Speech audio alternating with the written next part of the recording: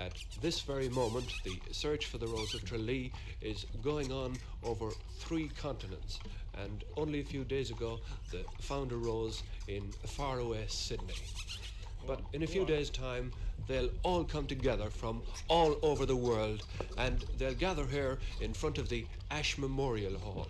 Roses from Sydney and San Francisco, from Leeds and London, from Boston and Birmingham, and here at the Ashe Memorial Hall, the Rose of Tralee 1963 will be crowned.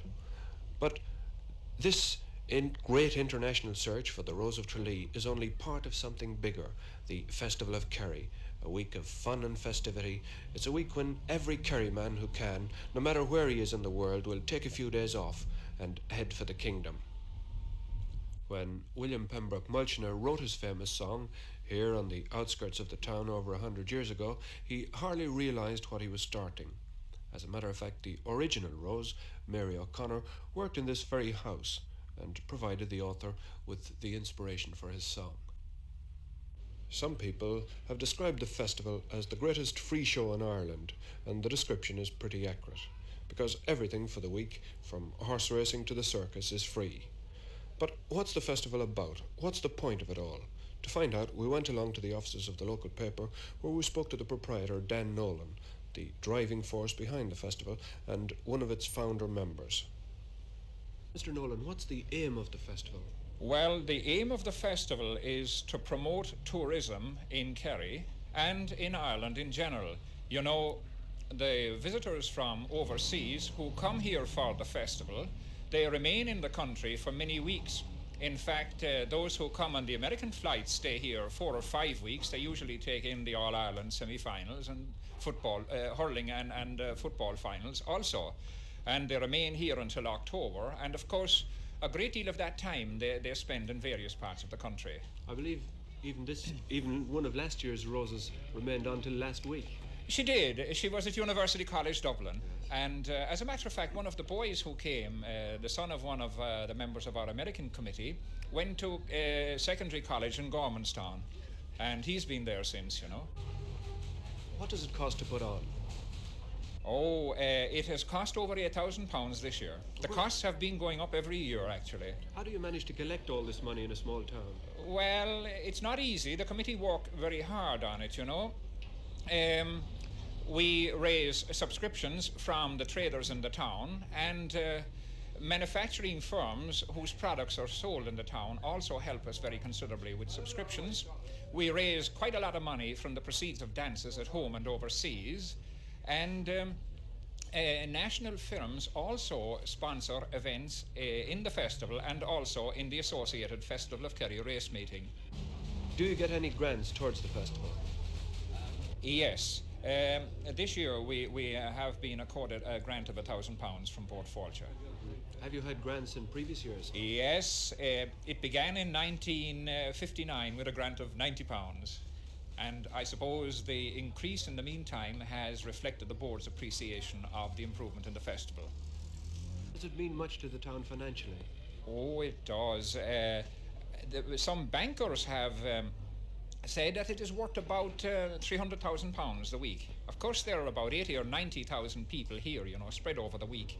And consequently, I would say that that amount is really a conservative estimate. Over 80,000 people crowding into a town where there are usually only about 11,000. It's like trying to fit the quart into a pint bottle. Where do they all fit? How is it all done? That's the problem of Miss Nancy Cable, who's in charge of the Accommodation Bureau. Miss Cable, how do you go about solving the problem? We circularise all the householders, and they come to our assistance by putting every spare bed they have at our disposal. How about the people who usually don't take guests in? Do they help as well? Oh yes, they're delighted to help. They appreciate the festival so much. They enjoy it too, and they like to see that our visitors are all fixed up and happy.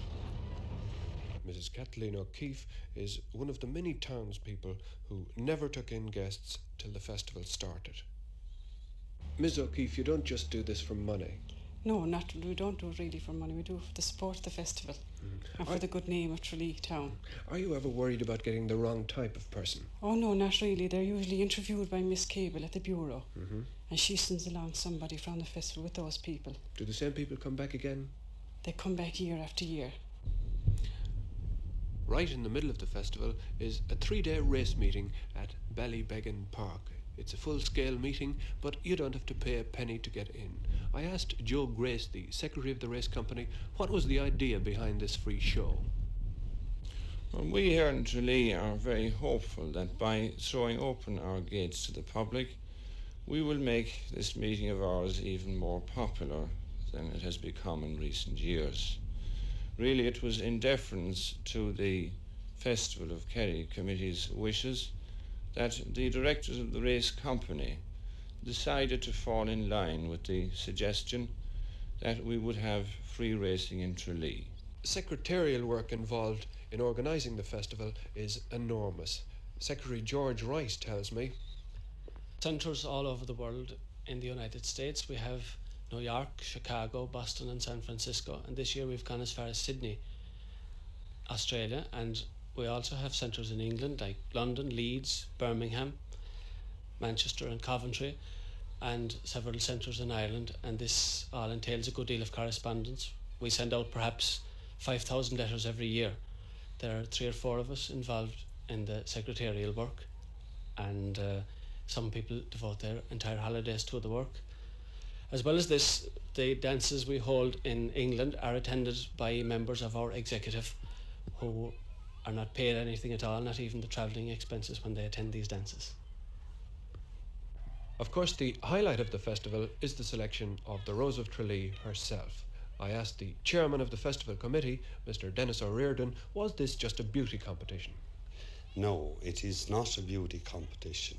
In actual fact, the girls are chosen for their poise, personality, charm.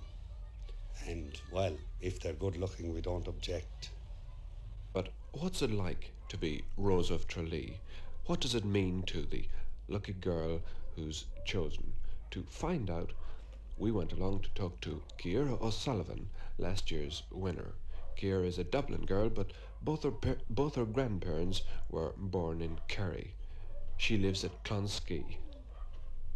Ciara, what has it meant to win this competition?